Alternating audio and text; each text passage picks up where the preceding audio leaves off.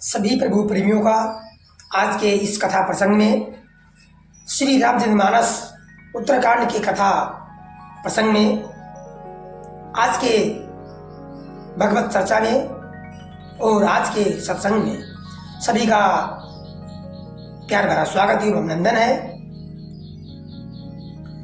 आज इस कथा में चर्चा होने वाली है उत्तरकांड की, जो महर्षि लोमश ऋषि और काकभूषण जी महाराज के बीच में चर्चा हो रही है, वार्तालाप हो रहा है।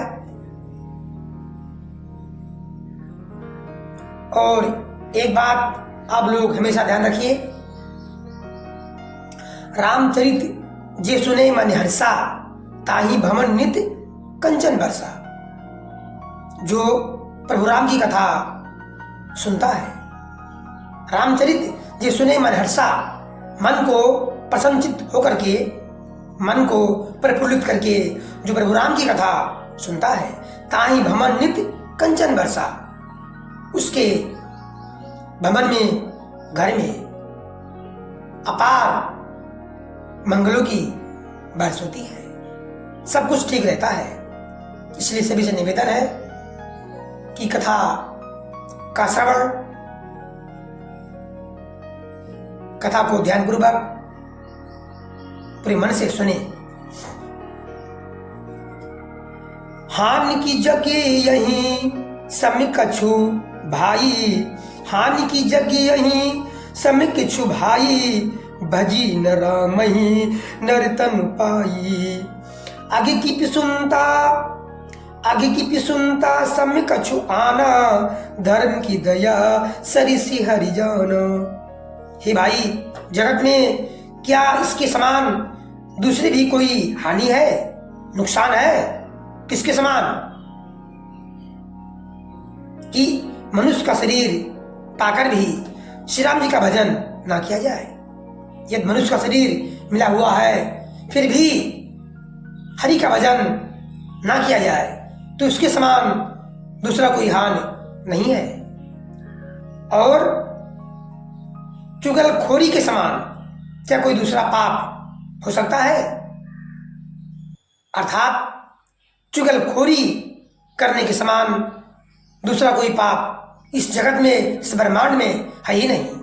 इसलिए सभी लोगों से निवेदन है, चुगलखोरी से आप लोग अवश्य बचें। और हे गरुड़ जी, भक्त शिरोमणि काकभूषण जी कहते हैं, हे गरुड़ जी, दया के समान क्या कोई दूसरा धर्म है? अर्थात जिसके अंदर दया की भावना है, समझिए वही असली में धार्मिक आदमी माना जाएगा। उसी के द्वारा धर्म का सेवन किया जा रहा है। यही विधि अमिति जुगुति मन गुणवो, मुनि उपदेशी न सादर सुनऊं। पुण्य पुण्य सगुनि पक्षीमय रोपा, तभी मुनि बोल्यो बचन सकोपा, तभी मुनि बोल्यो बचन सकोपा। इस प्रकार मैं अनगिनत युक्तियां मन में विचारता था और आदर के साथ मुनि का उपदेश नहीं सुनता था। जो लोमश जी काकभूषण जी को उपदेश दे रहे हैं, वो काकभूषण जी के मन को अच्छा नहीं लगता है, क्योंकि महर्षि लोमश जी निराकार भगवान के बारे में बता रहे हैं और भूषण जी सगुण भक्ति के बारे में, प्रभु राम की भक्ति के बारे में जानना चाह रहे हैं। इसलिए उनको ये सब अच्छा नहीं लगता है।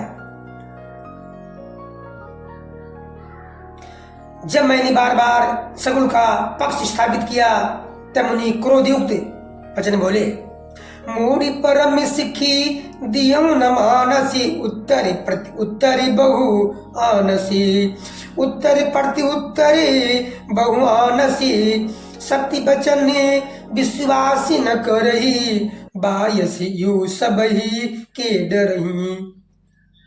अरे मूढ़, मैं तुझे बार बार सर्वोत्तम शिक्षा देता हूं, निराकार भगवान के बारे में बता रहा हूं, और तू है उसे मानता नहीं और बहुत से तर्क करता है, उत्तर करता है, मेरी बात को नहीं मानता, मेरे सत्य वचन पर विश्वास नहीं करता, कौवे की बाती सभी से डरता है।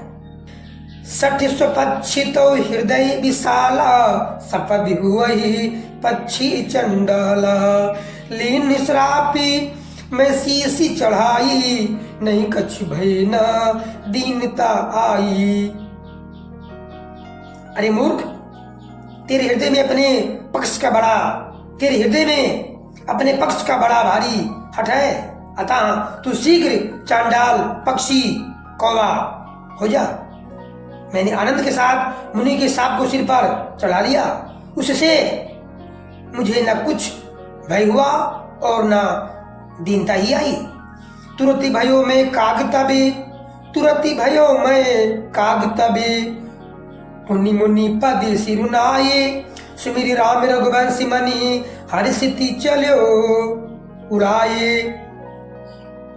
तब मैं तुरंत ही कौवा हो गया, फिर मुनि के चरणों में सिर नवाकर और रघुकुल शिरोमणि श्री राम जी का स्मरण करके मैं हर्षित होकर उड़ चला।